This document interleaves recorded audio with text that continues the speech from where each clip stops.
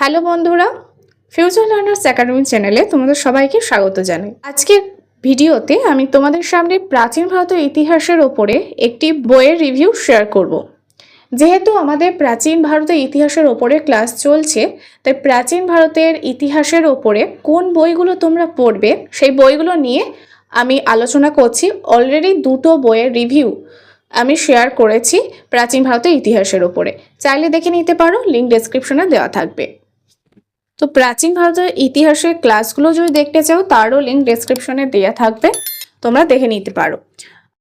তো আজকে যে বইটা নিয়ে আমি আলোচনা করব সেই বইটা মূলত যারা তোমরা নেট সেট এক্সামের জন্য প্রিপারেশন নিচ্ছ বা এসএলএসটির জন্য পড়ছো, এই বইটা তাদের জন্য খুবই ভালো। প্রাচীন ভারতের ইতিহাসের ওপরে এই বইটি কেমন সেই বিস্তারিত বিষয়টা আমি তোমাদের সামনে তুলে ধরবো। বইটা কেমন, কি পাবে এই বইয়ের মধ্যে, কত টাকা দাম, সমস্তটাই বলবো আমি ভিডিওতে, তোমরা দেখতে থাকো। এবং ভিডিওটা দেখার পরে তোমাদের যদি ভালো মনে হয় তাহলে অবশ্যই বইটা কেনো।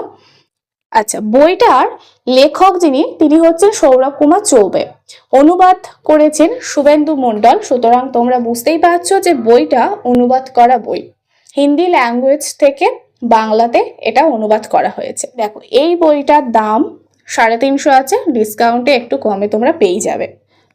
এই বইতে তোমরা কি কি টপিক পাবে, পুরো প্রাচীন ভারতের ইতিহাসটাই এতে পাবে। প্রাচীন ভারতের ইতিহাসের উৎস, প্রস্তর যুগ, সিন্ধু সভ্যতা, তাম্রপ্রস্তর সংস্কৃতি, বৈদিক সভ্যতা। তোমরা চাইলে ভিডিওটা একটু জুম করেও দেখে নিতে পারো লেখাগুলো। ধর্ম সংস্কার আন্দোলন, বৌদ্ধ যুগের গুরুত্ব ও দ্বিতীয় নগরায়ণ, মহাজনপদ যুগ, এরকম প্রত্যেকটা আছে পুরো তোমার চোল সাম্রাজ্য পর্যন্ত। ঠিক আছে, রাজপুত বংশ, পল্লব বংশ, চালুক্য এবং চোল সাম্রাজ্য পুরোটাই তোমরা এই বইয়ের মধ্যেই পেয়ে যাবে। বইয়ের লিঙ্ক আমি ডেসক্রিপশনে দিয়ে দেবো, চাইলে তোমরা অনলাইন থেকেও কিনে নিতে পারো। আচ্ছা, আমি এখানে একটা টপিক খুলেছি, সেটা হচ্ছে গুপ্ত বংশ। দেখো, গুপ্ত বংশের ওপরে প্রথমে এই বংশের প্রতিষ্ঠাতা পয়েন্ট করে করে লেখা আছে। আসল প্রতিষ্ঠাতা, রাজধানী, ঠিক আছে, গুপ্তদের উৎপত্তি এবং বিভিন্ন ঐতিহাসিকদের মতামত, তারা কি বলেছে। এখানে তোমরা শাসক এবং তাদের স্ত্রী সন্তানের নামও পেয়ে যাবে, এরকম ছক করে দেওয়া আছে। এইরকম ভাবে কিন্তু তোমরা প্রত্যেকটা পেয়ে যাবে। দেখো, এখানে আছে এবং প্রত্যেকটা রাজ্য এবং সেইগুলোর বর্তমান অবস্থা, রাজার নাম, এগুলো তোমরা এই গুপ্ত বংশের টপিকের মধ্যে পেয়ে যাবে। বইটা তোমরা মূলত রেফারেন্স হিসাবে ব্যবহার করতে পারো। একটা মেন টেক্সট বই তোমরা পড়লে এবং তারপরে নোটস বানানোর জন্য তোমরা এই বইটা রেফারেন্স হিসাবে রাখতে পারো। এই বইটাতে প্রচুর তোমরা তথ্য পাবে, ভীষণ ইনফরমেটিভ বই এবং প্রত্যেকটা জিনিস কিন্তু পয়েন্ট করে লেখা। আর আমি বলবো না খুব বিস্তারিতভাবে লেখা আছে, তখন সুন্দরভাবেই লেখা আছে প্রত্যেকটা পয়েন্ট করে, এবং তার মধ্যে যেটুকু ব্যাখ্যা দেওয়ার দরকার এখানে সেটুকু আছে। তো নোটস বানানোর জন্য এই বইটা খুবই হেল্পফুল। আরেকটা কথা বলি, প্রত্যেকটা টপিকের শেষে তোমরা সেই টপিকের উপরে গুরুত্বপূর্ণ প্রশ্নও পেয়ে যাবে, প্রশ্ন এবং উত্তরও। আমি দেখিয়ে দিচ্ছি, 1 মিনিট। গুপ্ততর যুগের ওপরে সমস্ত কিন্তু প্রশ্ন এখানে দেওয়া আছে। আমি গুপ্ত যুগে হয়তো স্কিপ করে গিয়েছি, আমি পেলাম না। যাই হোক, গুপ্ততর যুগের ওপরে এরকম কিন্তু গুরুত্বপূর্ণ প্রশ্ন উত্তর সব দেওয়া আছে, তোমরা প্র্যাকটিসও করতে পারো। আবারও বলছি যে এটা এসএলএসটি নেট সেট এক্সাম যারা দিচ্ছ তাদের তো খুব বিস্তারিতভাবে বিষয়গুলো জানতে হয় এবং খুব ব্যাখ্যা সহ পড়তে হয়। তাদের জন্য নোটস বানানোর ক্ষেত্রে খুবই হেল্পফুল। রেফারেন্স হিসেবে পাশে রাখতে পারো, তবে তোমাদের কিন্তু একটা টেক্সট বুকও রাখতে হবে। এই বইটাতে তোমরা খুঁটিনাটি সমস্ত বিষয় পেয়ে যাবে এক একটা টপিক এবং অধ্যায়ের ওপরে।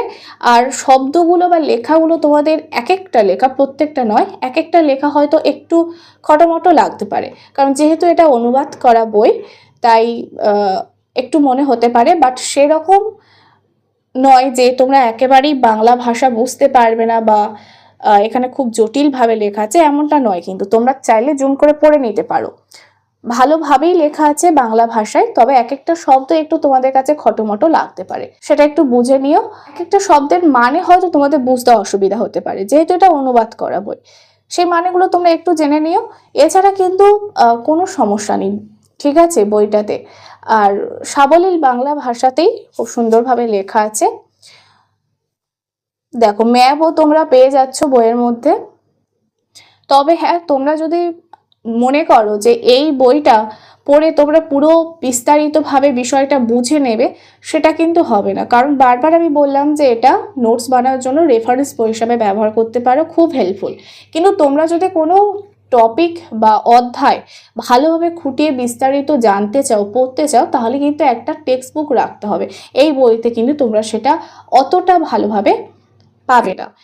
এমনি তোমাদের ছোট ছোট ব্যাখ্যা করে দেওয়া আছে এবং প্রচুর তোমরা তথ্য পাবে এই বইটাতে, এইটুকু বলতে পারি। এখানে রাষ্ট্রকূট আছে, প্রতিষ্ঠাতা, রাজধানী, উৎস, বিভিন্ন শিলালিপি, কোথায় কি বলা হয়েছে, কোন গ্রন্থে কি বলা হয়েছে, কোন ঐতিহাসিক কি বলেছে, এই বিষয়গুলো কিন্তু পুরো খুঁটিয়ে তোমরা এখানে পাবে। দেখো এখানে চোল সাম্রাজ্য, আমি আরেকটা টপিক বের করেছি, চোল সাম্রাজ্য। চোল বংশর প্রতিষ্ঠাতা, আসল ও শেষ শাসক, রাজধানী, এরকম প্রত্যেকটা সুন্দর করে পয়েন্ট করে লেখা আছে। চোল ইতিহাসে উৎস, প্রত্নতাত্ত্বিক উৎস, প্রত্নতাত্ত্বিক শিলালিপি আছে, ঠিক আছে, মুদ্রা আছে, সাহিত্যিক উৎস, এরকম কিন্তু পুরো ভেঙে ভেঙে তোমরা সুন্দরভাবে তথ্যগুলো পেয়ে যাবে। তো যদি বইটা তোমাদের ভালো লাগে অবশ্যই কিনে নিতে পারো, লিঙ্ক ডেসক্রিপশনে দেওয়া থাকবে, বলেই দিয়েছি। এবং ভিডিওটা যদি ভালো লাগে অবশ্যই একটা লাইক করে চ্যানেলটি সাবস্ক্রাইব করে রেখো।